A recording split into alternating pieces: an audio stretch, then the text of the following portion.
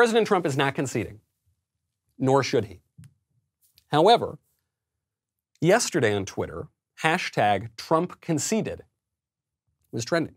That's very strange. Why would Trump conceded trend if Trump did not concede?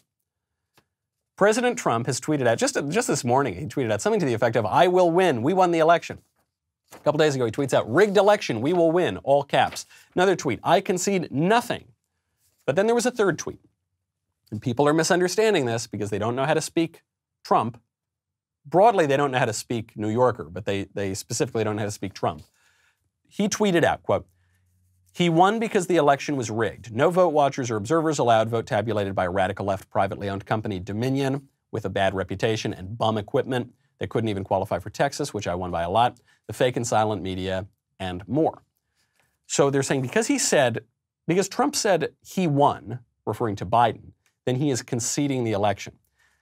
Now, you can say Trump doesn't use proper diction. His grammar is eccentric. You can say all those things. But no one can honestly read what Trump said as him conceding. And my evidence for this is he used the same sort of linguistic structure when he was talking about John McCain. You remember Trump got in a lot of trouble because he said John McCain's not a war hero. Remember, he famously said John McCain's not a war hero. Biden continues to attack him for saying John McCain's not a war hero. The way he said it, though, was exactly the way that he said Joe Biden didn't win the election, Joe Biden did win the election. Take a listen to the infamous McCain comment. He hit me.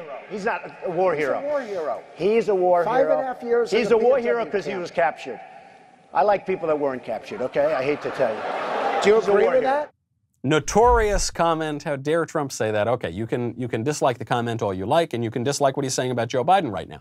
But you have to admit, when Trump says he won because the election was rigged, what he is saying is people believe that Joe Biden won because the election is rigged, even though he didn't really win.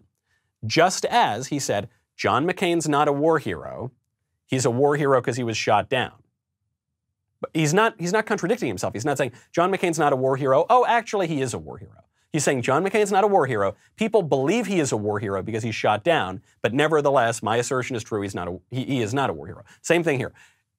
Joe Biden did not win the election. People think he won because, all this voter fraud or whatever, but he didn't really win. That's what he's saying. You can disagree with that all you want, and we'll find out there's going to be a legal process that plays out to see who ends up being ultimately named president. We may never know who got the most votes. People might have a hunch who got the most votes, but we may never know for sure. Stuffing the ballot box is notoriously difficult to figure out. It took the LBJ investigators decades after he left office to figure that out. And it does happen all the time, as we saw with LBJ and FDR. I spoke about that on the show a little bit last week. In terms of what that legal strategy looks like for Trump, I did have the privilege of speaking to Rudy Giuliani on Friday when I was filling in for Rush. And Rudy Giuliani is obviously the greatest mayor in the history of New York, and he's also one of Trump's lead attorneys, and he's really pursuing this election fraud question. It is a major uphill battle. So what Mayor Giuliani told me is there are hundreds of thousands of ballots, something like 600,000 ballots in Pennsylvania that were illegally counted. That's not to say they were illegally cast. Maybe they were, maybe they weren't. But they were illegally counted because there were not poll watchers there. Every campaign is permitted to have poll watchers to make sure shenanigans don't go on. This is especially important for mail-in ballots, which are much more open to fraud. So because those 600,000 ballots were not counted legally, they should not be counted in the final tally. That's Mayor Giuliani's argument. I don't know that that's going to hold up in court. What do I know? The Trump campaign has won some victories in the Pennsylvania courts. However, it's difficult to throw out 6 ballots. Much harder to throw out 60 or 600 or 6,000. To throw out 600,000 ballots, to me, seems unlikely unless the Trump campaign can come with hard, irrefutable proof of systemic fraud. There may have been systemic fraud, and it's just impossible to prove. We don't know, but it's going to be incumbent on the Trump legal campaign to prove that. There are other irregularities. You've heard about the Dominion software. There are allegations from whistleblowers at Dominion, by the way, that Dominion was very easy to misuse. There were people actually saying that even before the election, easy to hack. Obviously, the left has been telling us it's easy to hack elections for years and years now because they'd never accepted the results of 2016.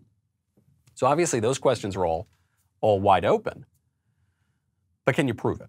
Can you prove it? That's the question that's going to be up.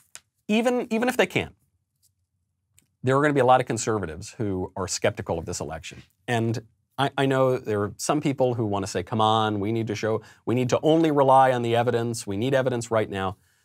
I don't think that's fair. I don't think that's fair. I think the skepticism that conservatives have for these liberal elites is utterly justified. I think we would be foolish not to look at them with this skepticism. They have lied to us time and time and time and time again. They've been wrong time and time and time and time and time again. And I think absolutely, it is the people who run the liberal institutions that have squandered their credibility. It's not conservatives who are conspiracy mongering because we don't take them at face value. If you enjoyed that video, and I would hope that you did, please be sure to hit the subscribe button so that all of the befuddled radicals wading through the wasteland of YouTube knows where they can get the truth. Thanks.